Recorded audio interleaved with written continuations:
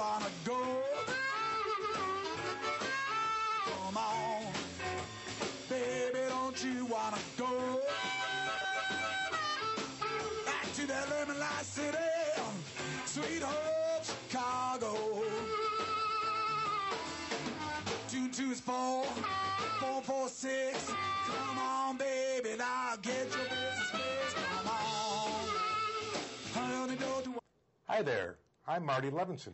Welcome to the Northtown News Magazine show with the greatest cameraman in the business today, Sonny Hersh, and your host, Avi Meyers. Avi Meyers here, Northtown Neighborhood News Magazine. Thank you, Marty. That's so my much. name is Marty. That's my name, Marty. He is Marty. He said that in the beginning of the show on more than one occasion. Anyway, thank you so much for joining us. World Wide Web, ntnm.org, over, at this point, about 24, more than 24. We're 24 today, probably.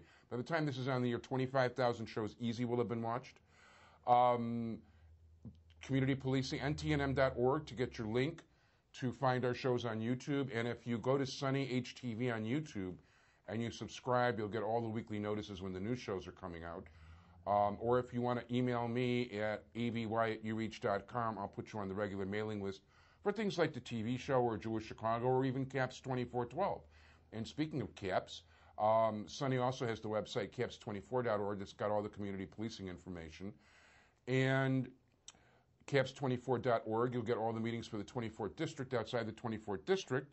Call 311 to find out where your neighborhood CAPS meeting is. Remember, it's better to talk to the police officers face to face. I'm not only not a big fan of these web blogs and all these other message board things. The fact of the matter is that if you think by writing to some message board that you're actually communicating with the police, you're kidding yourself. They don't look at those things. They don't waste your time. You know, with these blogs and message boards, they just don't. It pays to talk to an officer face to face. Please show up at your CAPS meetings. Speaking of CAPS, my guest, who is, besides for being, of course, the alderman of the 50th Ward, the vice mayor of the city of Chicago, the chairman of the Buildings Committee, is also an elected delegate to the Democratic Convention. That's right. Who received more votes than any other Hillary Clinton delegate. And I voted for Hillary Clinton several times. And I will say that of all the candidates, well, whatever, I'm not even going to say it. It is a pleasure to introduce you to, and thanks, Joe Chuck J., for bringing him here, Alderman Berny Stone. How you doing? I'm doing fine. And you forgot to say in the state of Illinois. Oh, in the state of Illinois? Well, I wouldn't even know that. Yes, I received 47,000 votes. Incidentally, you'd be interested to know that, needless to say, the Obama delegates all won in the 9th Congressional District. They beat the Clinton delegates in the 9th Congressional. Yeah. But I beat the Obama delegates in the 50th Ward. So I'm proud of that. And well, how was it if they all won that you get a slot? Because the Clinton delegates get a certain number of slots by percentage. Oh, so it's proportional representation. That's correct. Based on, so it's more of a statewide referendum then. So the Clinton delegates got 33 slots. And inasmuch as I was number one in the state, I got the first one of the 33 slots. Very good. And they were proportioned by the congressional districts. And actually the one who ran second to me in the 9th Congressional District also was elected, and that was Elaine Weiss, who you might also remember was Joe Moore's former wife. Okay. And she is also a delegate to the National Convention. Very good. So where is the Democratic Convention this year? The Democratic Convention is in Denver, Colorado, and it starts on August 25th. Enjoy. Definitely enjoy. Well, hopefully by some miracle something will happen and they'll work it out prior to the convention, or otherwise it's going to be a very interesting convention. I'd like to see an interesting convention. It may very well may be, because we certainly haven't had an interesting convention since 1968. And I think it's time for one. I honestly believe that trial by combat might be the best way for those two to decide. Well, it very well may be. Now, you asked me a really interesting question before we started rolling, something that obviously, the minute I heard what you were asking, means that something's going on. But you said, do you know who the new commander is in the 24th District? Yes. So that means that we have, well, first of all, before we get into that, that means that Commander Rotner is no longer the commander. Commander Rotner has received a promotion, and Commander Rotner will be the new deputy area chief for the 3rd District, which includes the 24th District. And we're talking the northeast side, basically. That's correct, and he will be succeeded by Commander Steve Caloris. Steve Caloris, I know that The former name. sergeant in the 24th District. I know Steve. Wow. Well, first of all, congratulations, Commander Rotner. And I guess I forgive you for not. You told me Thursday that you were going to let me know as soon as you could whether you could make it today, which I knew you couldn't. But being deputy commander is okay. Now, Caloris went from sergeant to commander. No, I think in between times he was promoted in the ranks, promoted up to lieutenant. I don't know if he's actually been promoted to the status of captain, or maybe he's just promoted to commander. But you can be a commander as a lieutenant also. Yeah, as a matter of fact, it was Lieutenant Byrne before it became Commander Byrne. Well, I think I think Commander Caloris was a sergeant here when Commander Byrne was our commander. Yeah, well, first of all, I do want to congratulate Commander Caloris now, and that's an interesting move. That'll be very interesting. I guess it also shows that Commander Rotner's not definitely going to be, because with Jody Weiss, that's his name, Weiss? Jody Weiss, yes. Jody Weiss, the new commander of the Chicago Police, the new superintendent of the Chicago Police Department.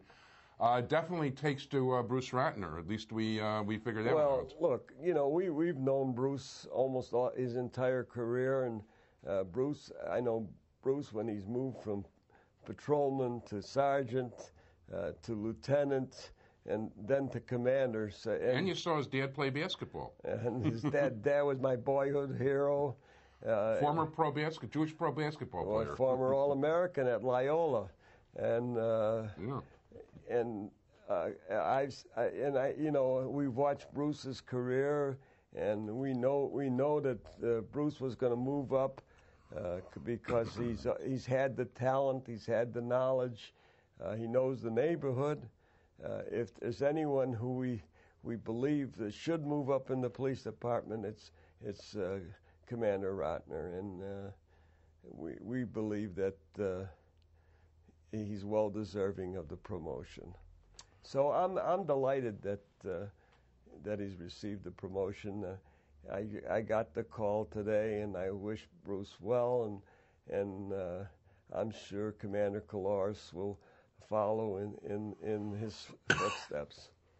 Well, I wish everybody a lot of luck, and if Commander Caloris, who I think he is, I think he's a really good guy. So that's what Bruce tells me. Yeah.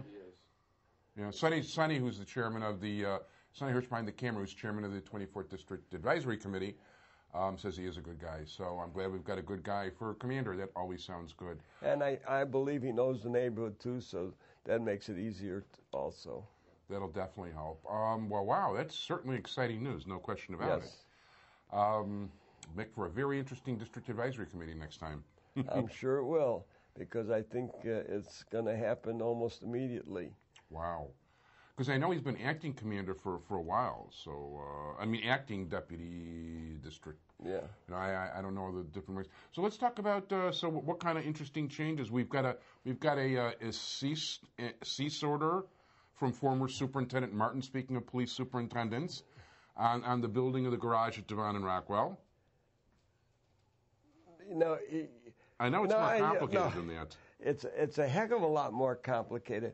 I know there's a certain individual, one who I have branded as the idiot, who has taken a lot of credit, who is not a party to the lawsuit. Right. Who takes all the credit for everything that occurs. I wonder if he's going to take the credit when the people, when they lose this lawsuit, are going to be sued for hundreds of thousands of dollars and are going to have to pay the judgment on this lawsuit. I wonder if he's going to reimburse them what they're going to have to pay. Well, we'll see what he's made of then. But in any event,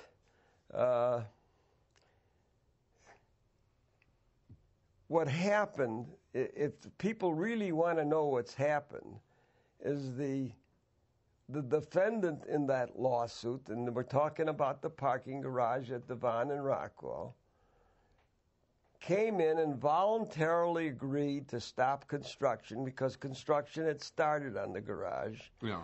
They voluntarily agreed to stop construction, and the reason they voluntarily agreed to stop construction is without informing the judge, the son of former Superintendent Martin. Oh, that's his son. I thought it was Superintendent No. Martin. Oh, okay. It's the son of former Superintendent Martin. Yeah.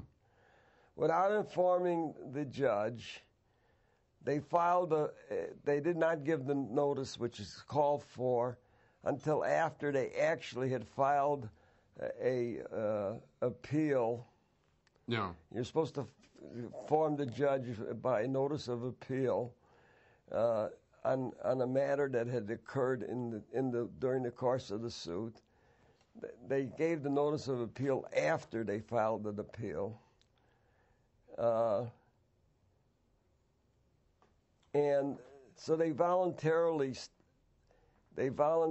stopped construction so that the matter could go immediately to. So instead of fighting all the rigmarole, instead and the of going in the into the appeal, they made it go to judgment before the appeal. So how long will this be tied up before there's an actual decision made?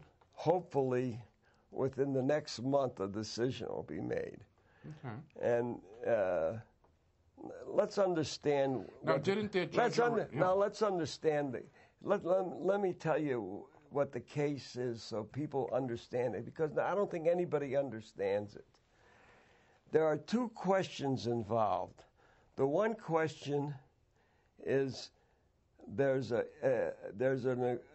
restrictive covenant which was put on in 1913 that you can't build closer than 20 feet from the building line. Okay.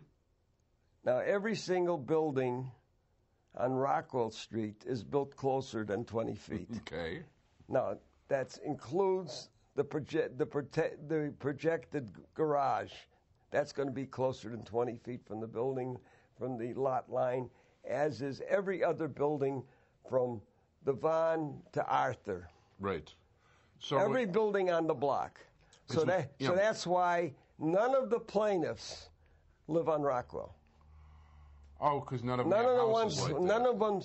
the people who are suing to stop the garage live on the block involved. Because they'd be guilty of the exact same crime. Yeah, everyone is guilty. As if it's a crime. But so there's one plaintiff that lives on the 6400 block of Maplewood, and the other plaintiffs live on the 6500 block or other blocks, but none of them live on Rockwell. Yeah.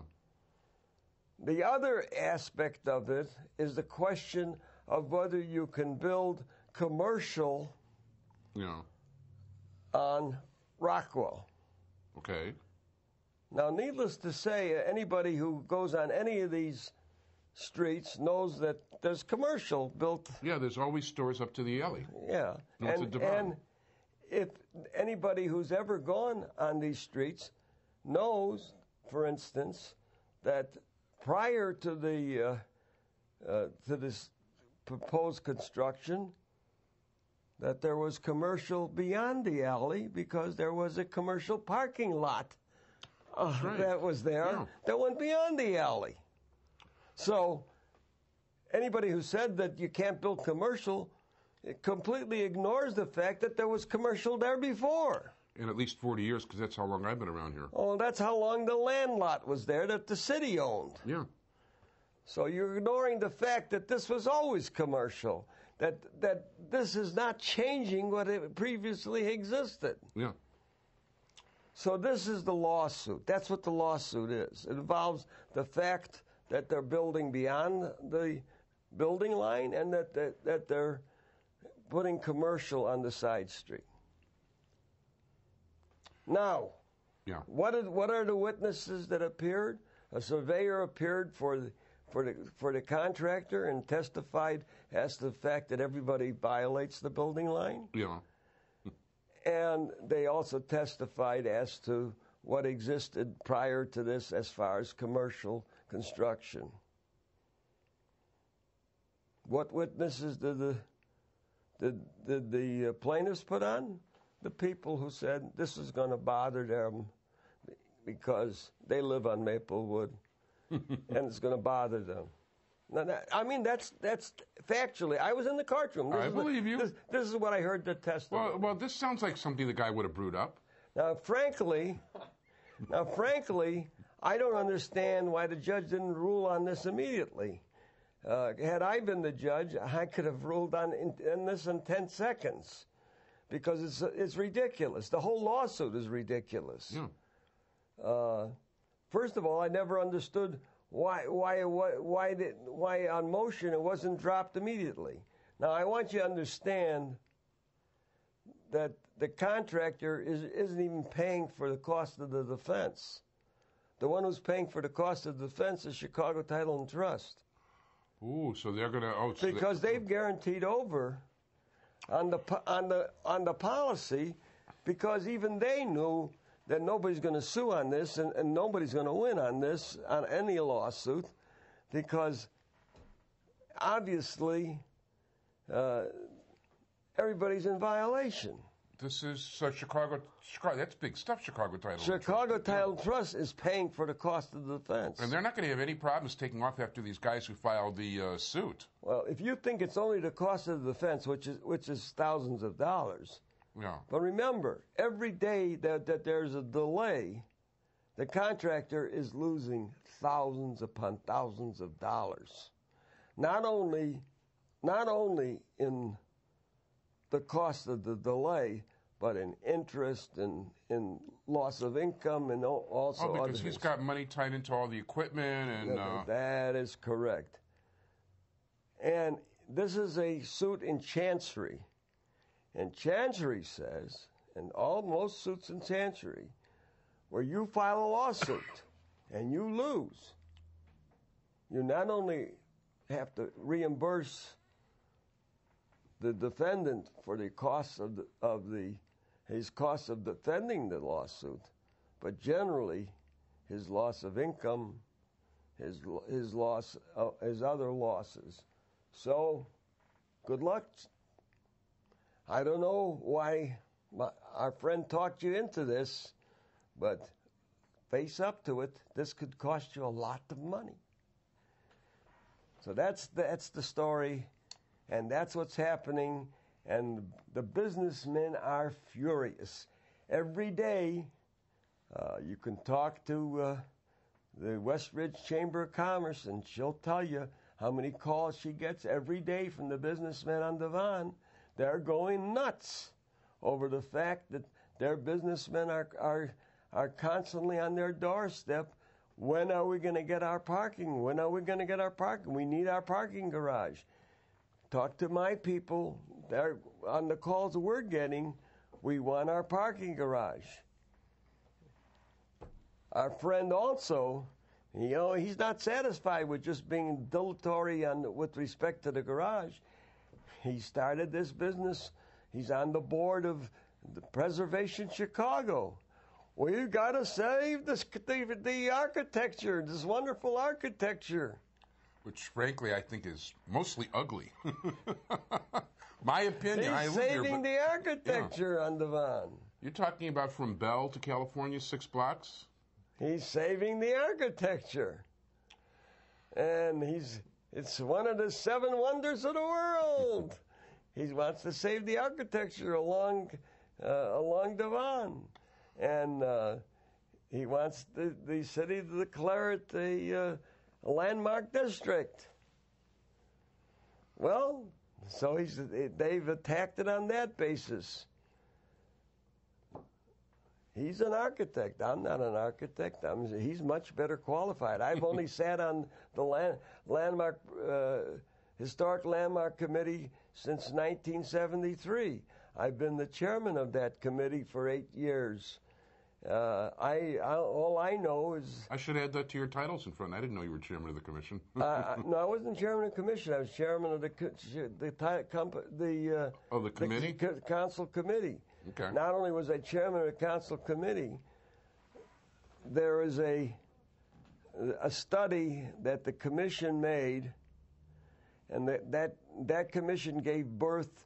Have you ever heard them talk about orange buildings and red buildings and other color buildings? That they classify buildings by color that determines whether or not they should save buildings. As a matter of fact, I read Blair Kamen in the Tribune, the architecture guy, and I also read the Reader. Well, if you read that, that's based on a study that was completed in 1993, and that study was made by the commission, and that study is the basis for classification of preservation, buildings on preservation. And if you read the dedication at the beginning of that study, you'll see they give credit to a certain fellow for asking that study be made and forcing the commission to make that study, and he's the one who gave the impetus for the study. And that particular individual was the chairman of the Committee on Historic Landmarks at the time. His name was Stone. Okay. It's the introduction to the study. So the beginning of the study has my name in it, and I'm the one who gave the impetus to the study. And the classification of the buildings for preservation, it's in the study. So I guess our friend who's on the Preservation Chicago knows more about it than I do. So. Well, I'm sure. Listen, not that I read his stuff very often, but my understanding is that he regularly quotes the TV show, so he can't say that he wasn't warned several times by those people were warned several times that they could be losing a serious amount of money in that lawsuit. Well. Oh, by the way, I'm always referred to as the host. I'm never referred to by my name. Well, probably because of all the interesting things I've said about him, but I don't worry about that. Well, I know that there's another fellow that also refers to you by other different names in his blogs, and he refers to my friends as thugs, so don't feel bad. Oh, you know what? I stopped reading those things. I don't read them. I never read them, but other people tell me about them. I've tried to make a rule lately that I don't even want people to send me those things anymore. And please don't send me those things, guys. I know. Well, at one time you were going to have your own column of blogs, and I told you not to do it because. And I didn't. I listened. Because all you can do is really get yourself sick to the stomach reading those things. Well, you know what? I'll just have to be content with having a newspaper that tens of thousands of people read, and a regular weekly TV show, and a show that tens of thousands of people have watched over the internet. Well, about 25,000, but I'll have to be content with that minor publicity. Yeah. Well, how many people do you think read those blogs? 15 or 20?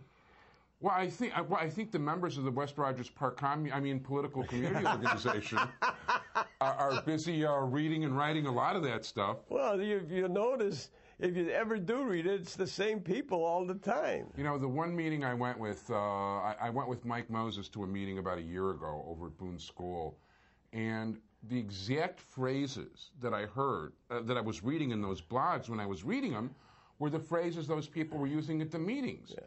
And they've led me to create a new term, because some of the stuff is socialist, but it's not really socialist. I like to call what they're doing creative fascism. Well, don't get yourself upset by it, and just, be like the duck with having the water run off your back, and you can't get yourself upset by them. Yeah, by the way, I'm actually going to be inviting, I think I'm going to invite next time around on the show, just for people watching, because you know what, Zach Schiffman really complained bitterly to Barbara Popovic about some of the things I was saying about the organization, which is okay. And, I'm planning on inviting him. And I was thinking about maybe even some of the other people of that ilk. And speaking of Barbara, Yeah. I was talking to Barbara, and I think we got a new fight coming up Ooh. that we're gonna have to help Barbara on, because apparently the funding is in jeopardy again. Ooh. We're talking about CAN TV, and by the way, I've tried to get Barbara Poplik on lately, but we usually shoot on Wednesdays, and Wednesday's a very busy day down at CAN TV for her. Apparently the city has slipped one in on through the council, and I missed it, and they've taken over the funding aspect of it, and the city is apparently handling the funding, and it's taking a part of the CAN's funding for the municipal channel. Ooh. Which isn't right. Not right at all.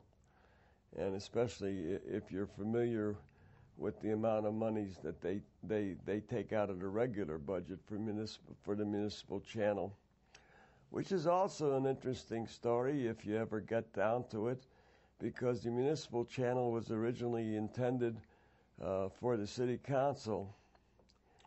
And that would have been nice to have regular coverage like they do at Evanston. Steve Bartleball and company at Evanston regularly do the city council meetings.